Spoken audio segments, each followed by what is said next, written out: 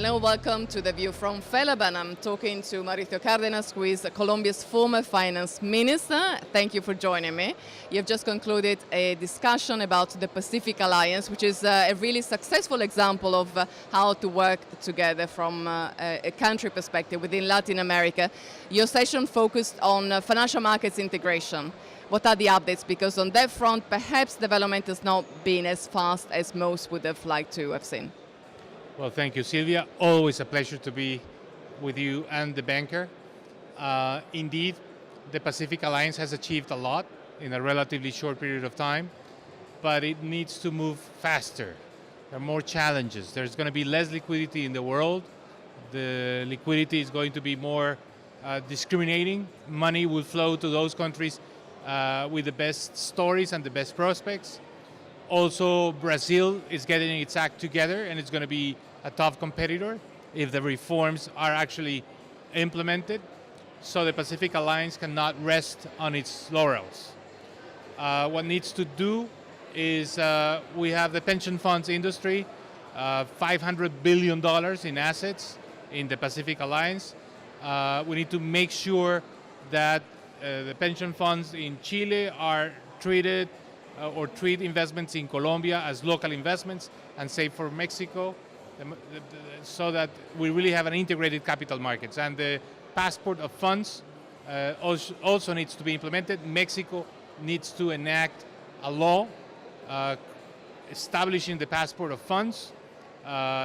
It's very important that the next administration in Mexico with López Obrador undertakes that. The private sector has to be the leading force in the Pacific Alliance, because different governments are changing, and it's very important that the private sector really pushes the agenda, because it's now even more necessary than it was 7 years ago when this was created. So a big private sector push to move ahead with the project. You mentioned things that are kind of difficult to really push through, allowing pensions funds from one country to invest in another. You mentioned the potential of this sector, which across the four countries of the Pacific Alliance, Mexico, Colombia, Peru and Chile, is $500 billion. As you mentioned, Colombia accounts for 70 billion of them. So the private sector still needs to talk with the regulators, and the regulators need to get really on board. Passport in another difficult issue to put through. So how hopeful are you that this will actually happen within the time frame that you have in mind in terms of making sure that these countries remain competitive? Yes, well, you know how it is in the public sector. Things move at the pace of the slower component. We need to make sure that this moves faster. So our suggestion is that the private sector takes a leading position with a very small secretariat, able to interact with the finance ministers in the four countries, suggesting the interventions that are necessary more on the microstructure, the operational aspects. We have an integrated stock exchange, but the volume of transactions is still very low. And these may have to do with the payments, settlements, with the taxes issues. So we need to identify each specific measure that needs to be taken by the four countries, so that we go from a good architecture to actually something that really operates well. Very well. Something else I want to ask you, which is in a way related, is a subject I know is important to you, with the one of fintech, so financial technology, and the integration also of the regulatory framework around fintech in the Pacific Alliance. Yes. Mexico is kind of ahead of the pack in that respect. Do you think that others will be happy to follow suit, again, from the regulatory side of things? The case of Mexico is more visible because they packaged a whole piece of legislation, all the necessary elements of the Fintech regulation. But the other countries have done that in different ways through different pieces of regulation, not necessarily in one particular law.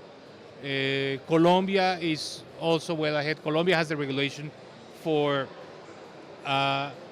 elements like digital payments, crowdfunding.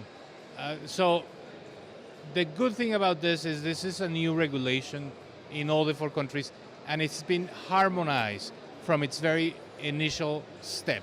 I mean, it was born in a similar way with the same criteria. So this is actually something that's going to work well for the future of the fintech industry, because in the 4 countries we have pretty much the same rules.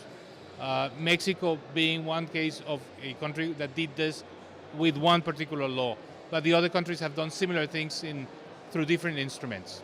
Okay, so the message for the regulators obviously is to get their act together and realize that the time to move ahead and harmonize is now, so hopefully they will follow. Especially from the very beginning. I mean, it's very hard. We know this after trying to harmonize regulation in taxes, for example, or with the pension funds. Once you have, a history behind, it's so difficult to change things. But in the case of fintech, that is just the beginning. We're putting a special emphasis on the need to create this regulation with the same criteria. And we, in the Pacific Alliance, identify which are those criteria, and each country is following them. Innovation on the one hand, but also protection of the consumer. These are the 2 key principles that need to be followed in the fintech regulation. Very well. Thank you so much for your comments. Thank you, Silvia.